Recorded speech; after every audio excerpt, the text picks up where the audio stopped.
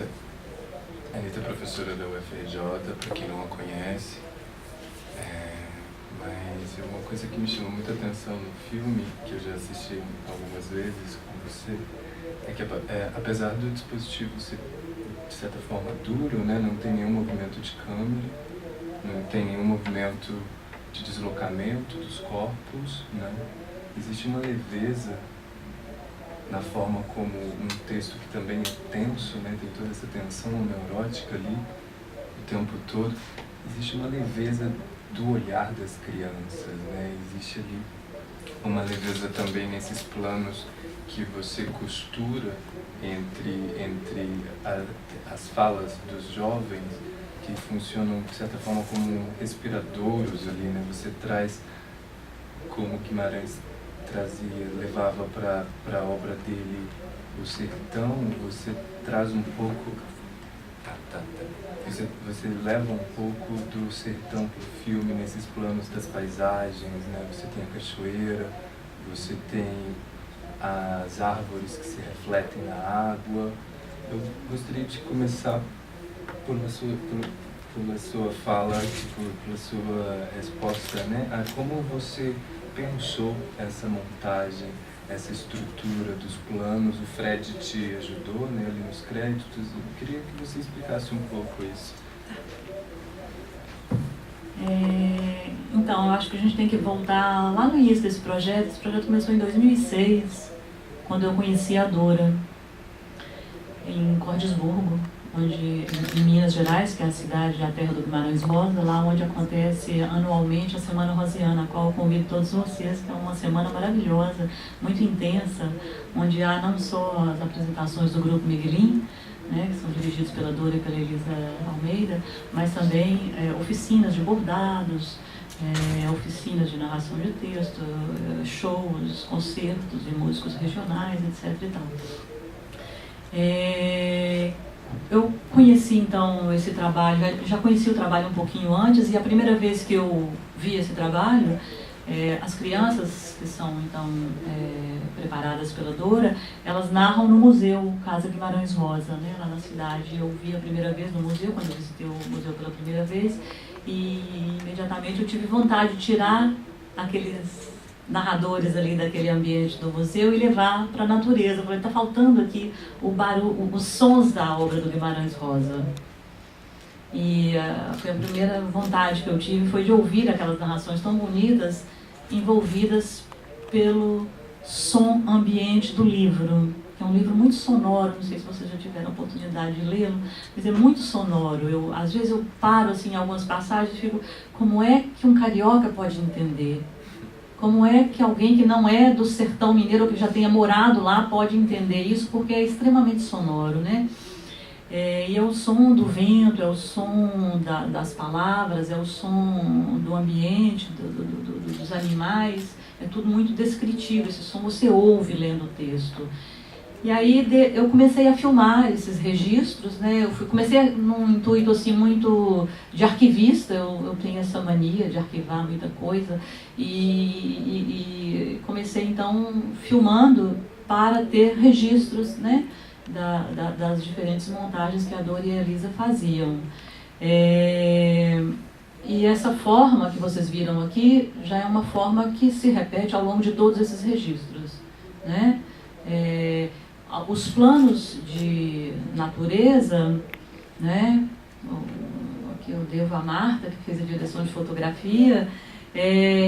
O objetivo deles na montagem é permitir uma reverberação do texto, porque desde que eu filmei a primeira vez, o meu intuito era não apenas fazer um registro, claro, mas prolongar o trabalho, me colocar à altura do trabalho da Dora e da Elisa, né, do trabalho que elas já faziam em torno desse texto, que é um trabalho quase que de escultura da palavra, né, muito centrado na fala, é muito centrado no som das palavras. A Dora vai falar disso melhor do que eu, mas é uma postura hierática, né, do narrador. Eles no palco é a mesma coisa, quase sem nenhuma interpretação, sem nenhuma afetação, não é? todo o sentimento, toda a força do texto, tudo aquilo que nos leva para dentro do texto é o próprio texto, né? São as próprias palavras, é a anti-representação mesmo, né? Então, eu acho que os textos, os planos de paisagem é um pouco por aí, essa vontade, esse desejo de fazer com que o texto, depois que o narrador dá um ponto final na fala dele, que aquilo continue ainda a nos ninar, né, a nos envolver, né, que a gente fique ali dentro ainda do texto por mais um tempinho, para prolongar um pouco, reverberar um pouco o efeito desse texto em cada um de nós. É por isso, um pouco assim. Respondi. Sim, claro. E Dora, conta pra gente um pouco como você começou esse projeto, como é a relação com essas crianças, há quanto tempo vocês têm trabalhado juntos. Apresenta pra gente. Bom, eu comecei a narrar textos a partir de uma oficina que eu fiz, né, com o casal da Venezuela, em 1990. E era uma oficina para formar contadores de histórias. E desde o início eu já fiz uma escolha que era de narrar textos literários, né? E eu comecei então a ler e procurar histórias e textos com os quais eu me identificava para poder narrar. E eu sempre me propus a memorizar estes textos. Eu não queria contar com as minhas palavras como um contador de histórias normalmente faz, né?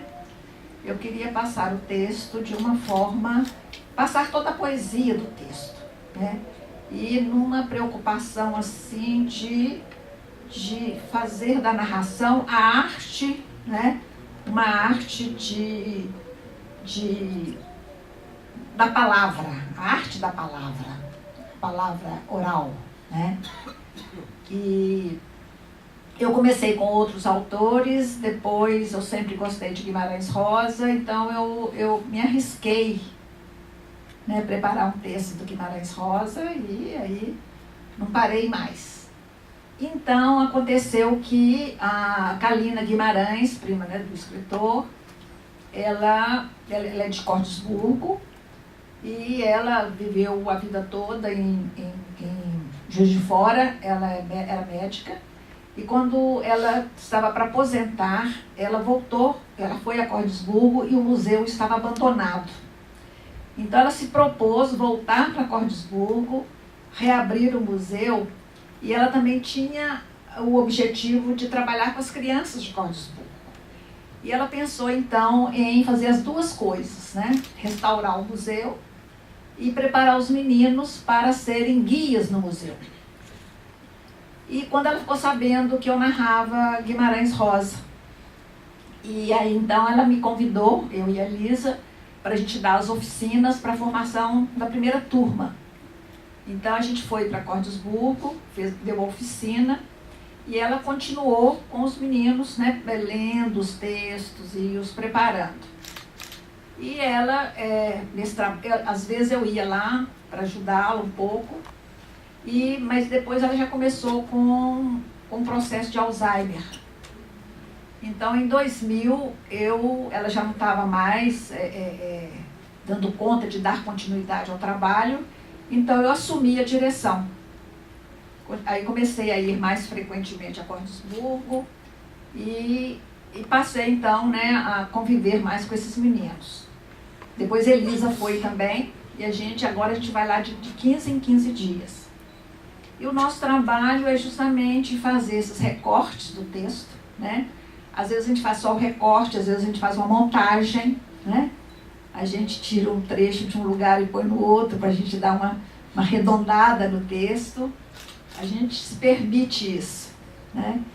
E a gente lê com os meninos, a gente contextualiza, explica o texto, lê para eles várias vezes, depois eles têm que ler para a gente, e só depois que eles estão lendo o texto de uma forma mais espontânea, mas espontânea não, mas porque a gente tenta trazer esse texto para a oralidade, né? Apesar de ser um texto extremamente poético, que dá a impressão de uma declamação, né? Porque é um texto poético, mas a gente tenta trabalhar o texto para devolver a ele a oralidade que o Guimarães Rosa imprimiu na obra dele, né? E a gente, então, faz isso com os meninos, né? A gente lê várias vezes, mostra para eles a musicalidade, a entonação correta, trabalha as pausas, né? Então, não é só decorar o texto, mas é trabalhar o texto, né? E é impressionante, porque eles captam isso com muita facilidade. E a gente, então, agora, a gente está já na 9ª geração, preparando os meninos já de 10, 11 anos. E porque, quando eles se formam no 2º grau, eles saem de Cordesburgo para continuar estudando. E todos estudam, né? Todos já têm curso superior, todos vão para Sete Lagoas, para Belo Horizonte. E a gente já tem, assim, vários médicos, biólogos e engenheiros. Então, de vários deles, a maioria deles estudam depois, né? E se dão muito bem na vida. Eles têm uma facilidade de conseguir emprego, de se dar bem no emprego.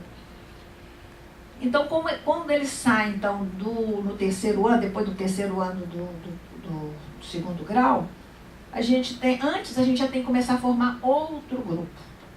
Então, agora, por exemplo, a gente está formando a 9ª geração, né? São 30 meninos. Eu fico com 15 e Elisa com 15. E eles agora já estão começando o estágio no museu. Então, eles ficam um tempo no museu, fazendo estágio com os mais velhos. E depois tem toda uma cerimônia de entrega da camiseta. E eles, então, passam a ser membros do grupo Miguelin. E eles, então, fazem escala no museu. Então, na segunda-feira vão 2, 3 de manhã, 2, 3 à tarde. Então, todo turista que vai ao museu encontra lá um narrador, né? Além deles guiarem, explicando o museu, eles ainda narram os textos para os turistas. E com isso, gente, é um dos museus mais visitados de Minas Gerais, né? É o Museu Guimarães Rosa. Então, tem assim, ônibus de escolas, né, que vão visitar o museu. Então é isso. O ano passado a gente comemorou os 20 anos do Grupo Miguelin, né? A gente fez uma exposição muito bonita que está lá no museu. E então são 20 anos com esse trabalho. Quer dizer, para a gente é muito prazeroso isso aí, porque a gente vê o crescimento dos meninos, né, nesse trabalho aí. Acho que o narrar Guimarães Rosa abre para eles muitas portas, porque eles convivem, eles viajam narrando, eles convivem com muita gente, né? Conversam com os turistas no museu. Então, para eles narrarem assim para um auditório de 400 pessoas, para eles é fácil, né?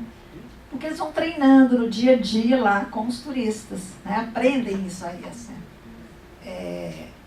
a conviver com o público, né? Então é isso. Parabéns pelo projeto, Dora. Marta, eu sei que você já fez outros filmes, né, Anitta? Você já fez outros filmes com o grupo, né? Uhum. E Marta, você participou desses outros filmes? Como tem sido trabalhar com o grupo Miguelin? Eu participei do filme da Anitta, Retratos de Identificação, né? Mas eu não participei na fotografia, não, porque foi um filme de arquivo, né? Não vou me atrever a falar sobre o filme, mas eu ajudei a Anitta só mesmo para fazer os recortes das fotografias, às vezes recompor uma foto que estava um pouco danificada no Photoshop. E ajudei nessa parte mesmo, mas não na fotografia, direção de fotografia. E aí foi assim uma oportunidade muito, muito boa, que eu agradeço muito a Anitta e a Dora de participar desse filme, porque eu trabalho com fotografia mais assim, como um hobby, né? Como diz uma amiga minha, um hobby sério, porque eu gosto muito de fotografia. E então elas idealizaram esse filme e então foi a primeira vez que eu fiz uma fotografia para cinema e aprendi muito, pesquisei junto com a Anitta como é que a gente faz para fazer, é um pouco diferente, né? Você fazer a fotografia estática e fazer uma fotografia em movimento. Ali tem luzes, aí começa a chover, tem o vento, e aí vamos fazer de novo, erra. Foi um grande aprendizado. E tem uma cena ali que, na hora que a menina ficou no enquadro de janela, né, como ela fala no texto, então tinha um espelho ali que estava refletindo a paisagem em frente. Eu falei, nossa, que interessante essa paisagem aí, vamos colocar essa paisagem. Aí depois a gente até arrependeu, porque saiu briga ali que quase acabou o filme, né? Vira pra cá, pra lá, pra cá e tal. Aí acabou que a gente conseguiu enquadrar também ali um coqueiro, né, ventando. Falei, nossa, será que vão pensar que aquilo ali é uma foto? Não, mas o palmeiro tá balançando. Então foi isso, foi muito bom e minha primeira oportunidade de fazer uma fotografia de cinema. Eu queria falar. Não, eu só queria falar o seguinte, que esse trabalho que a gente faz, a gente nunca teve assim, muito apoio financeiro, né? Você fez um trabalho assim, voluntário e a gente nunca tinha tido assim, registros do trabalho. Então foi legal que a Anitta que pensou nisso, né? Tem que registrar esse trabalho. E foi aí que, em 2006, né, Anitta? Eu tinha preparado os meninos para narrar a história de Lélia e Lina, que está no Urubuquaquá, no Pinhém. E aí, a partir daí, depois ela registrou outros trabalhos, e para a gente foi muito importante isso, porque a gente não tinha nada que mostrasse o trabalho, né? Que registrasse esse trabalho. Então, eu acho que isso aí foi muito importante para a gente. Tem que fazer uma parte aqui, tem uma coisa engraçada. O filme, então, desde 2006, né? Só que esses filmes não são mostrados em lugar nenhum. É a primeira vez que a gente pode finalizar, porque graças a Rosa Aruco, uma amiga de São Paulo, uma amiga da Dora, que passou o chapéu entre os rosianos de São Paulo e que financiaram a finalização. Um pessoal maravilhoso, rosianos de carteirinha que vão todo ano lá em Cordesburgo e tal. Então, em uma semana, eles arrecadaram o suficiente para pagarmos a finalização de cor e de som. Mas foi tudo, foram os 2 únicos profissionais pagos dessa história, né? Mas então, eu vinha filmando desde 2006, mas são filmes que, na melhor das hipóteses, passam uma vez na Semana Rosiana ou na Semana de Arte e Cultura do Morro da Garça, que é uma cidade do circuito rosiano ali perto, onde tem um outro grupo de narradores que eu filmo também. E aí, um dia, numa reunião com o grupo lá do Morro da Garça, as crianças me perguntaram, Anitta, mas por que você filma a gente? Porque eles não veem, nem o DVD do filme eles não veem, né? Nada, o filme não passa. Por que você filma a gente? Eu falei, para vocês mostrarem para os seus netinhos. E agora é muito legal, porque é um filme que eu fiz com eles em 2007, 2008, sei lá, Animaizinhos, nem lembro quando foi. Passou agora e eles já estão todos, assim, alguns já casados, outros já com namorados sérios, outros já estudando. E eles estavam todos presentes lá e adoraram. Acho que começaram a cair a ficha para que serve, né, um registro. Mas enfim, dessa vez foi mais do que um registro, porque pela primeira vez eu tive o luxo de trabalhar com a diretora de fotografia. E aí eu pude me exercer um pouco também no som, porque eu fazia tudo e muito mal feito, sozinha, sem, né, eu não sou da técnica. Então foi muito bom, me deu essa liberdade para trabalhar o som. E depois teve o Pedro Durães, que é um grande do som, que veio e acrescentou muito para o trabalho, veio na última semana de filmagem, foi muito bom. E o Fred, que foi na finalização, né, que ajudou muito também.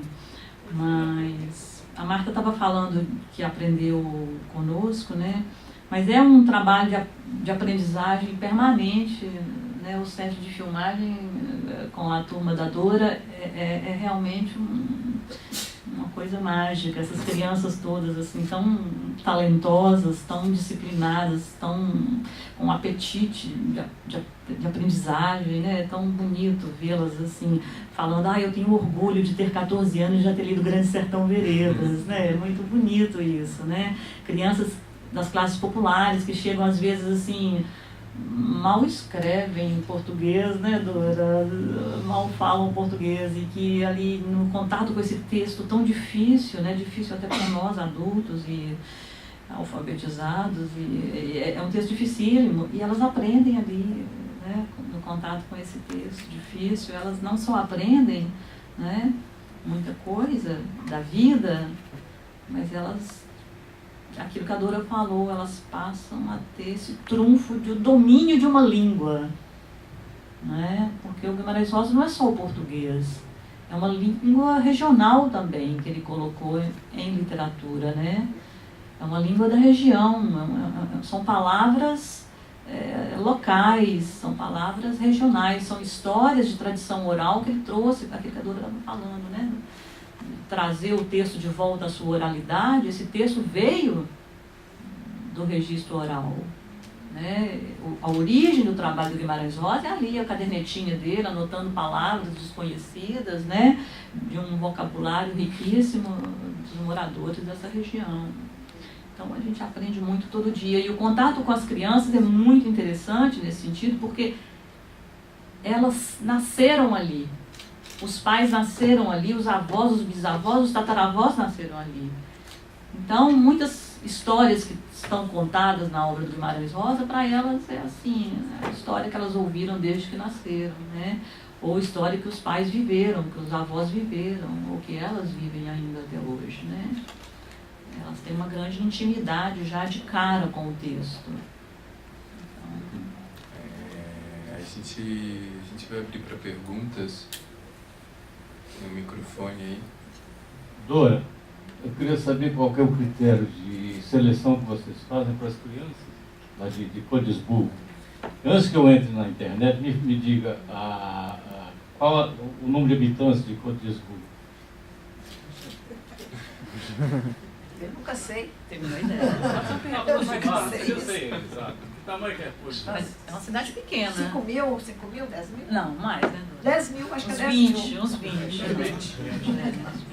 Eu nunca guardo isso. É uma cidade pequena, é uma cidade pobre, porque não tem indústria, né? É uma cidade que vive de comércio, do comércio e de agropecuária, né?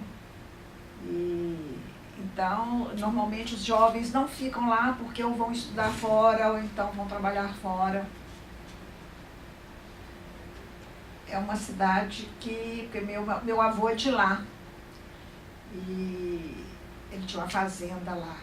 Então eu acho que desde aquela época a cidade não mudou, né? Então é uma cidade mais ou menos parada no tempo, né? Porque justamente é uma cidade pobre, né? Não tem condições de... Mas agora está tendo assim, uma vida cultural, né? E justamente através de todos esses eventos, né, que acontecem em torno da obra do Guimarães Rosa, ela se tornou então uma cidade turística, né? Porque as pessoas vão ali para conhecer o museu, tem a Gruta de Maquiné também, que é famosa, e também nas Semanas Rosianas, que vai gente do Brasil inteiro, né? Tem, assim, a gente fala que a gente tem uma confraria Guimarães Rosa, né? Então são pessoas em São Paulo, muita gente, né? Que todo ano esse pessoal vai para Cordesburgo, então vai para o Morro da Garça, que é uma cidadezinha que tem perto de Curvelo, e onde está o Morro da Garça, que é uma personagem do Guimarães Rosa no conto O Recado do Morro. Lá também tem um grupo de contadores de histórias que a gente formou, né? Eles narram o conto O Recado do Morro. Então, é muito legal esse intercâmbio que a gente tem, né? Principalmente com São Paulo, com relação a Guimarães Rosa. Mais alguma pergunta? Mas como é que você... Eu quero saber o critério de...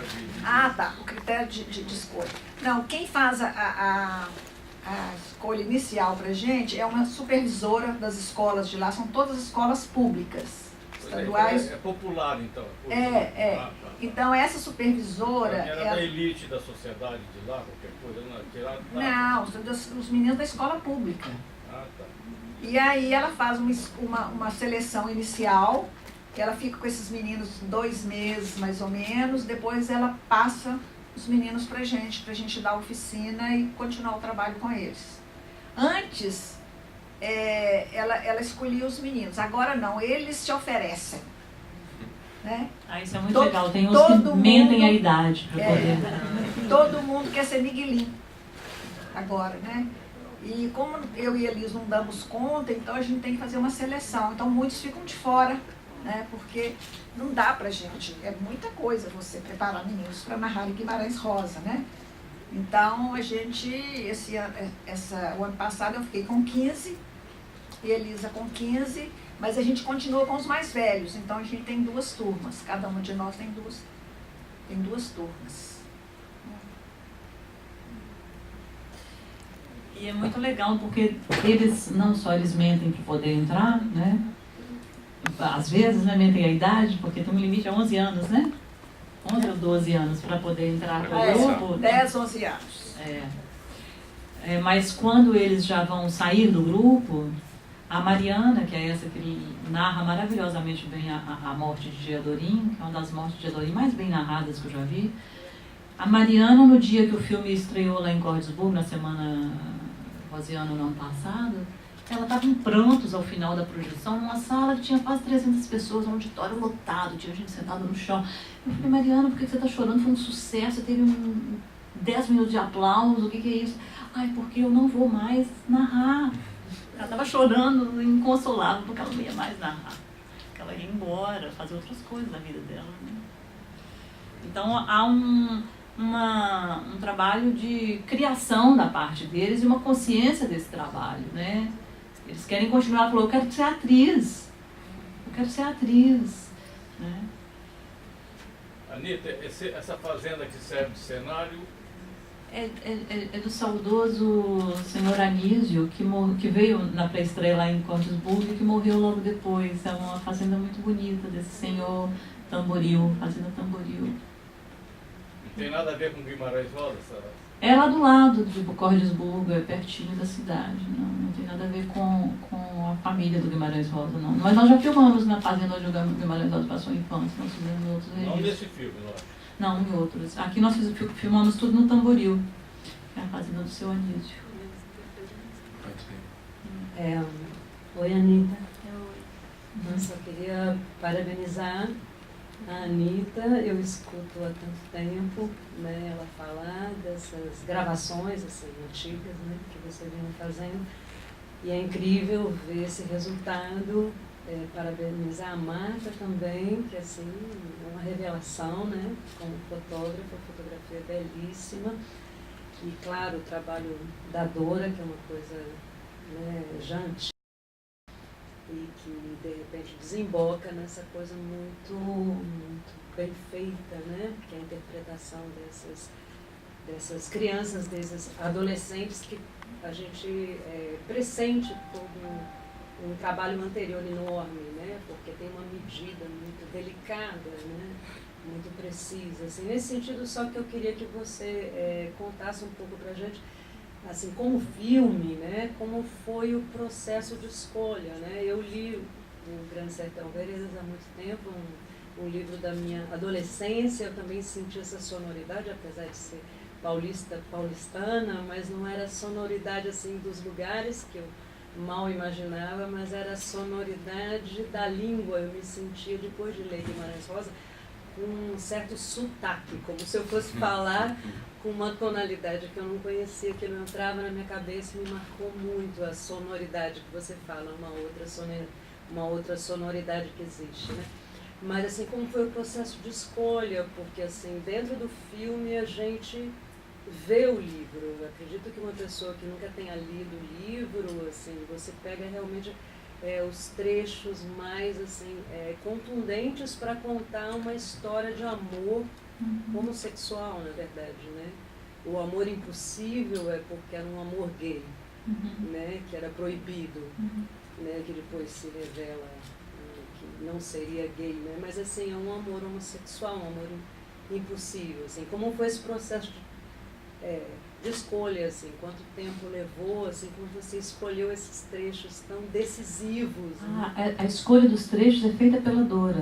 Sim, Né? Essa escolha já foi feita, então a Dora pode falar dessa escolha. Eu posso te falar de outras escolhas que eu faço depois da escolha dela. A minha escolha vem depois. A escolha para compor esse todo, né, Dora? É. Tá bom. E você fala das escolhas. Isso. Das Pode imagens. começar, Dora, falando das escolhas. Porque há muitos anos a gente trabalha com o Grande Sertão e eu fui fazendo os recortes, né?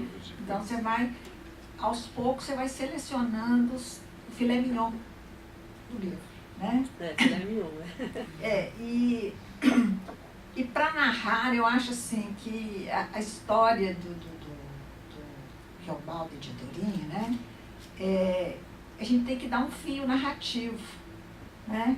Então, o primeiro encontro, segundo encontro, revelação do nome, né? Então, a gente vai procurando, assim, dar uma sequência, né? Que, infelizmente, a gente tem que fazer opções, porque não dá para, em 50 minutos, narrar tudo, né? E eu tinha feito esse recorte para os meninos narrarem na Semana Rosiana dos 60 anos, não, 50 anos do Grande Sertão. Não, 100 anos do Guimarães Rosa. Eu preparei essa turminha aí para narrar na Semana Rosiana. E no ano passado, a Anitta falou, Dora, eu quero filmar novamente os meninos e tal. E eles já estavam preparados.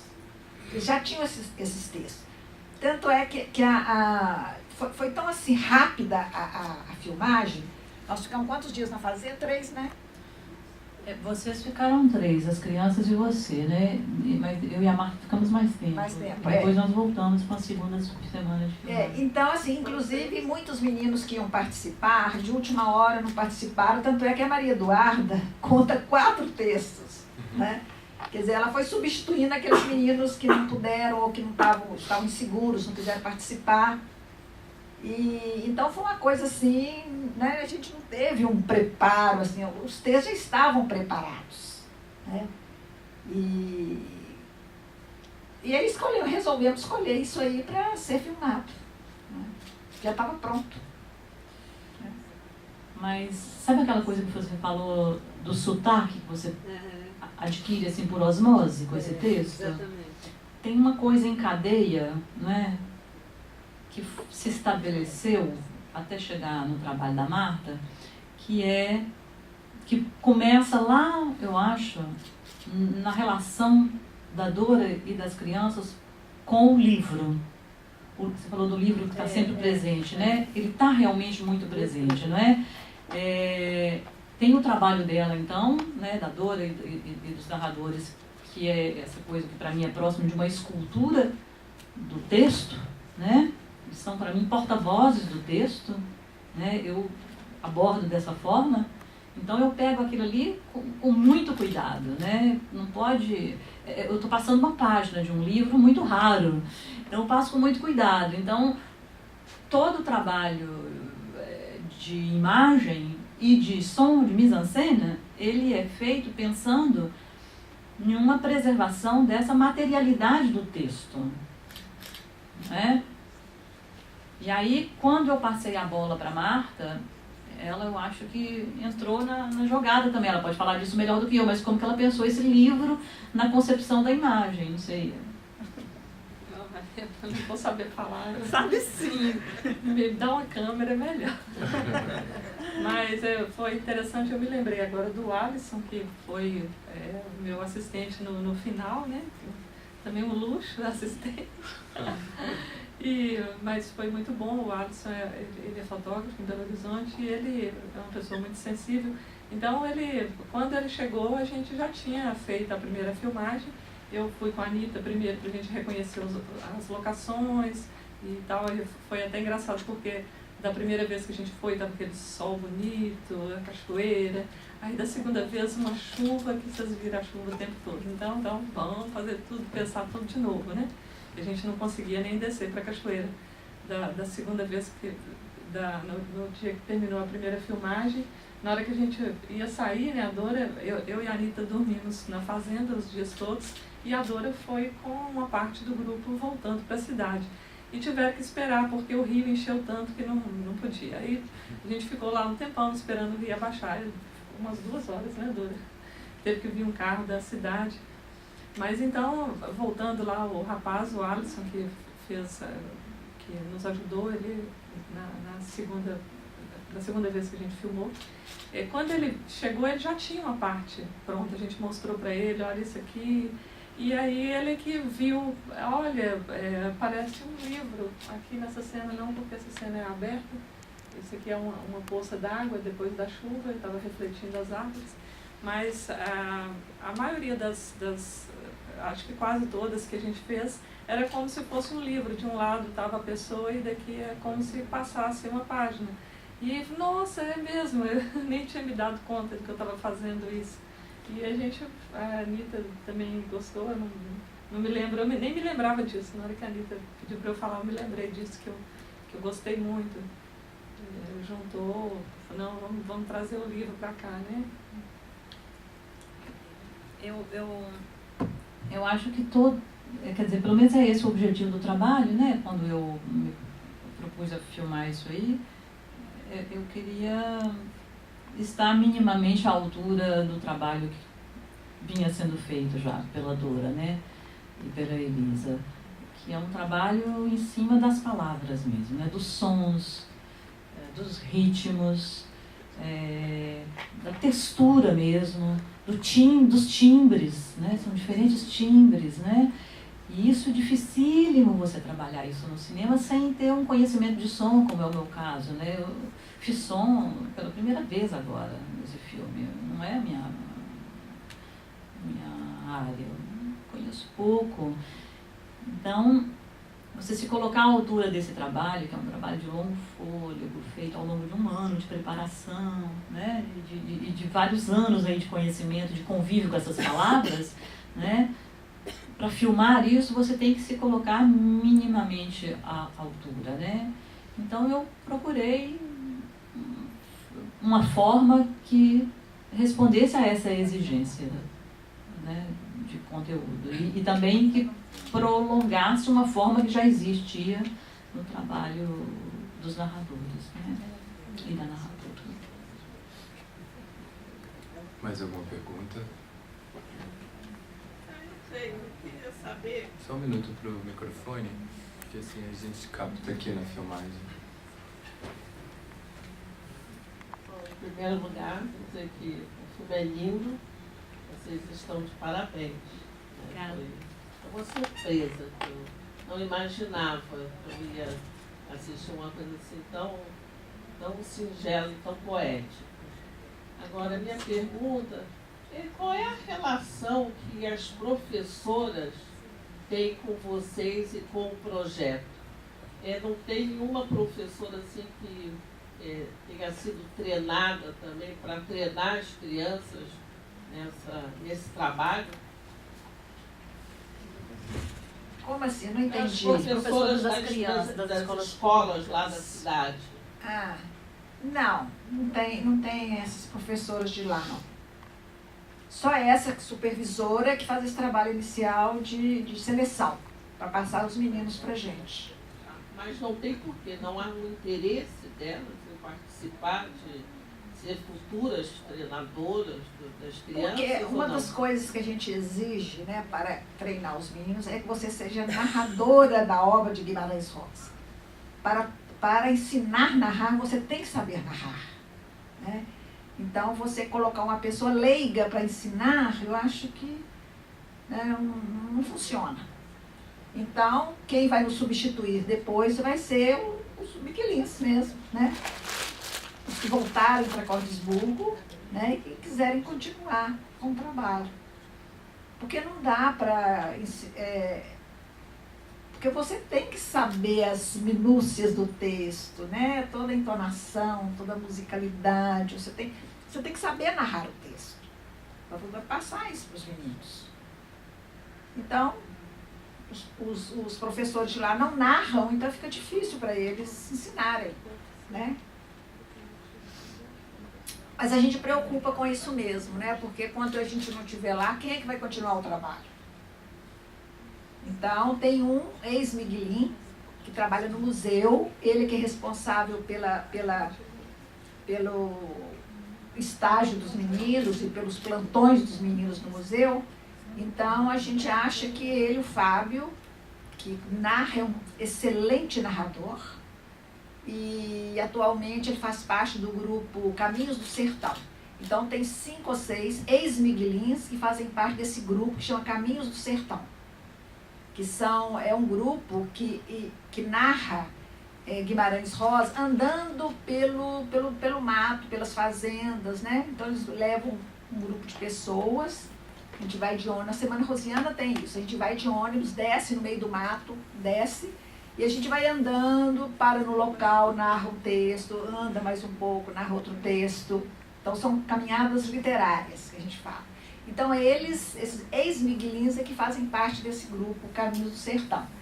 Então eu acho que daqui a uns anos serão eles que vão continuar nosso trabalho, mas como narradores, né? Eles têm que ser narradores.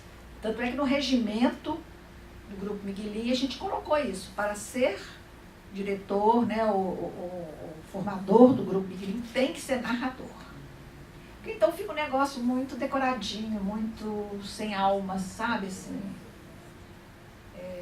tem que ter essa experiência anterior, né?